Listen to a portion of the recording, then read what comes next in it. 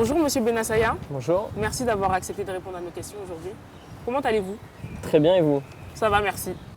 À 24 ans, vous êtes le président de l'association Graines Populaires, vous êtes aussi engagé en politique. Est-ce que vous pouvez nous expliquer comment vous en êtes arrivé là, à quel moment vous avez eu votre éveil écologique et pourquoi si jeune être déjà engagé en politique? Alors ça fait longtemps que je suis engagé politiquement et sur ces enjeux écologiques. Je pense qu'il y a eu un petit déclic au niveau écologique. C'est quand j'étais à Beyrouth, j'ai passé un an au Liban et on sortait d'une grave crise des déchets où il y avait vraiment des ordures partout et où en fait on ressentait en fait que l'écologie c'était quelque chose qui touchait tout le monde et pas uniquement un sujet un petit peu abstrait, c'était vraiment du concret. Et quand je suis rentré à Paris, j'ai été assez surpris de voir qu'on considérait toujours que l'écologie, finalement, c'était quelque chose qui était réservé aux populations aisées, qui avaient les moyens de se payer du bio, qui avaient les moyens d'avoir une voiture électrique, etc. Et en fait, j'ai été assez surpris de ce contraste-là. Et c'est notamment pour ces raisons-là qu'avec d'autres amis, on a décidé de lancer Graines Populaires pour justement démontrer que l'écologie n'est pas réservée qu'aux riches et qu'en plus de ça, c'est les populations les plus précaires qui sont les plus touchés par les dérèglements actuels et à venir. Et justement, Graines Populaires, est-ce que vous pouvez nous expliquer de quoi il s'agit? Alors Graines Populaires, c'est une association qu'on a lancée en juillet 2020, donc c'est assez récent. On est aujourd'hui dans une cinquantaine de villes en France et dans quelques pays à l'étranger, dans 7 pays à l'étranger aujourd'hui. Et nous, en fait, ce qu'on fait, c'est qu'on organise des ateliers de participation citoyenne dans chacune des sections locales où on se trouve, avec toute une méthodologie d'ateliers qu'on a pensé en interne.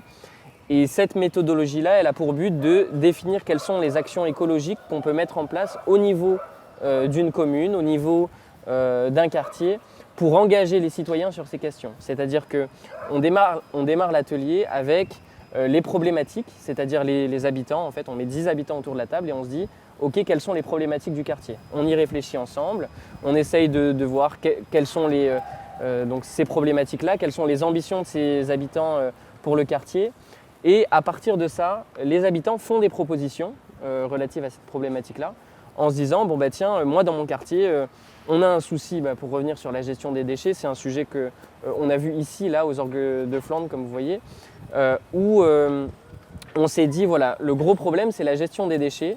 Comment on peut faire, nous, pour agir, en fait, pour sensibiliser les habitants à cette question. Et donc, on a pensé tout un cycle là-dessus. Les habitants ont proposé de faire un clean-up qu'on a fait ici il y a quelques mois. Ensuite, on va organiser des ateliers zéro déchet pour sensibiliser les habitants à la question. Dans d'autres sections locales, on fait également des ateliers de sensibilisation au tri, souvent auprès des plus jeunes, qui ensuite vont voir leurs parents en disant voilà, il faudrait faire comme ci, comme ça. Et donc, l'idée, c'est vraiment de sensibiliser à ces questions, de ne pas dire c'est notre responsabilité à nous seuls en tant qu'individus, mais c'est quelque chose de collectif et qu'à partir de là, on peut essayer de changer la société petit à petit, sans forcément une logique de colibrisme en disant c'est que ma responsabilité à moi, mais c'est vraiment une responsabilité collective. On essaye tous ensemble de faire ce qu'on peut et de sensibiliser à cette question pour montrer que ça peut aller plus loin et que derrière, c'est aussi politiquement qu'on peut changer les choses. J'ai retenu une phrase que vous avez déjà dite, qui est liée: les impératifs de justice sociale et d'écologie est une urgence absolue. Pour vous, l'un ne va pas sans l'autre. Exactement, tout à fait. En fait, pour moi, c'est deux choses qui vont totalement ensemble.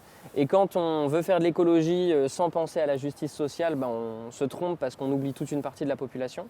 Et inversement, quand on veut faire de la justice sociale sans faire d'écologie, on oublie tout le monde. Et puisque l'écologie, c'est l'affaire de tous. Et sans écologie, en fait, c'est un peu concilier le court terme, le moyen terme, le long terme, c'est-à-dire ne pas sacrifier les générations présentes sous prétexte d'écologie et vice-versa, ne pas sacrifier les générations futures sans penser à l'écologie aujourd'hui. Voilà, pour moi, les deux sont intrinsèquement liés. C'est ce qu'on essaye de faire de manière très concrète ici avec Graines Populaires et c'est ce que je peux essayer de faire aussi politiquement à côté. Votre association vise aussi à rallier les citoyens à l'écologie politique.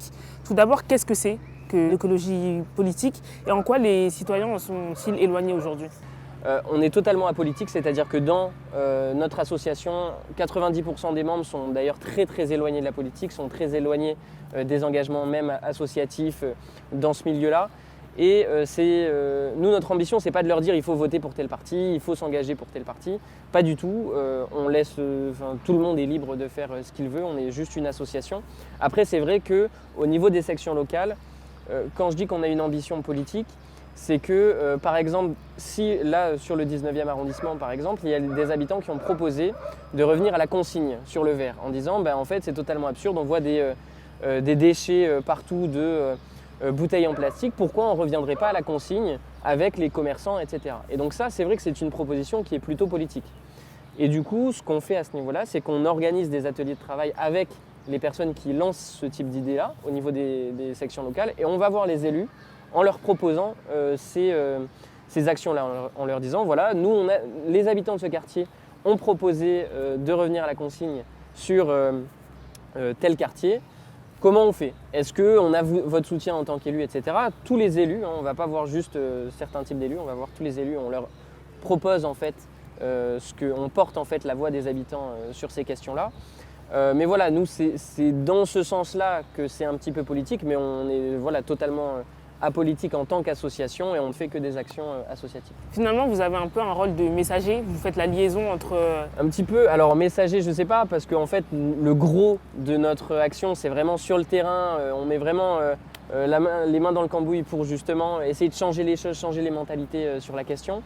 Ce rôle de messager il est un peu annexe, c'est quand on a une proposition qui va au-delà de ce qu'on peut faire dans un simple quartier où il y a plus où il y a les élus qui peuvent intervenir, là effectivement on y va, mais ce n'est pas le gros de ce qu'on fait. Alors un exemple récent où le citoyen a été amené à participer, c'est la Convention citoyenne pour le climat. Est-ce que vous pensez qu'il faudrait tendre vers ce type de système?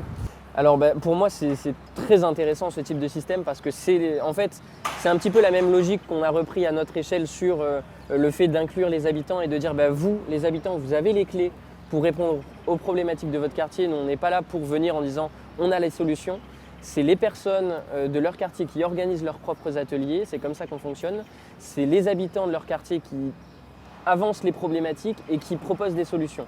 C'est pas quelqu'un qui va dire j'imagine qu'il y a telle problématique dans votre quartier et du coup j'imagine telle solution. C'est vraiment, ça part de la base. Oui, parce que finalement on pourrait se dire que les problématiques pourraient être vues par exemple par la municipalité de la ville et pourraient être traitées totalement indépendamment des citoyens. Donc vous, ce que vous voulez, c'est les amener à faire un travail de réflexion pour travailler sur leurs propres problématiques. C'est tout à fait ça. Nous, ce qu'on fait, c'est exactement ça.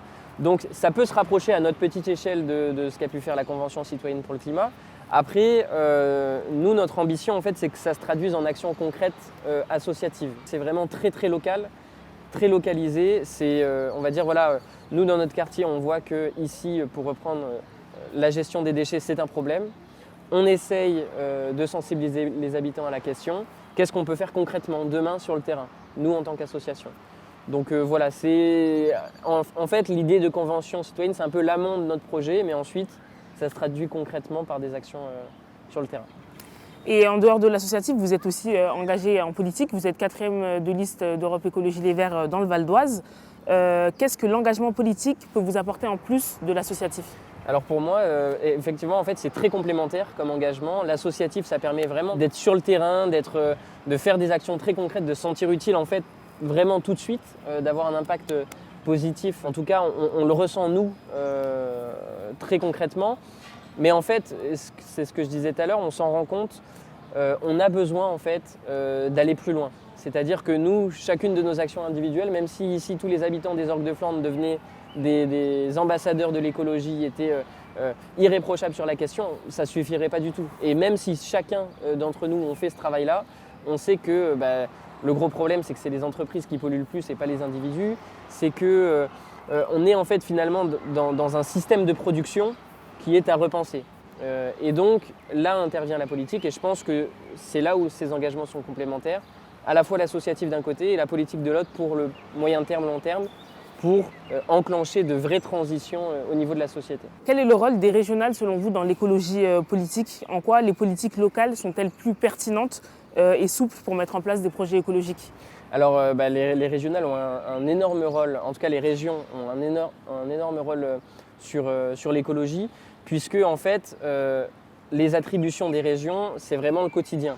c'est l'économie, c'est les lycées, c'est les transports. Et en fait, c'est des enjeux, là, rien que sur les transports, que si la région développe des transports, des mobilités douces, qu'elle permet à chacun, justement, sans oublier les personnes les plus défavorisées, à être intégrées à ce système, à participer, à être dans les transports en commun, etc.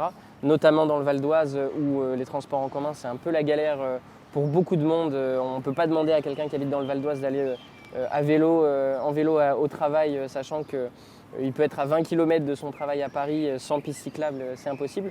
Donc nous, voilà, c'est pas une écologie de on veut mettre des pistes cyclables partout, c'est vraiment penser l'intermodalité, essayer de trouver justement au niveau de départements comme ça qui sont encore aujourd'hui assez enclavés au niveau des transports, de développer ces transports-là, de développer, on parlait des lycées aussi qui sont de la compétence de la région, de développer des options végétariennes dans les lycées.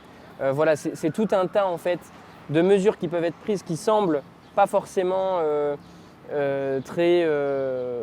pas forcément d'ampleur quand on raisonne au niveau global, mais ces mesures-là, au niveau local, peuvent vraiment changer la vie des gens et ça a quand même une échelle, c'est quand même à une échelle assez importante selon moi. Qu'est-ce qu'on peut vous souhaiter pour la suite? D'être heureux et de continuer à être engagé sur ces questions-là. On vous le souhaite. Merci beaucoup pour vos réponses. Merci à vous.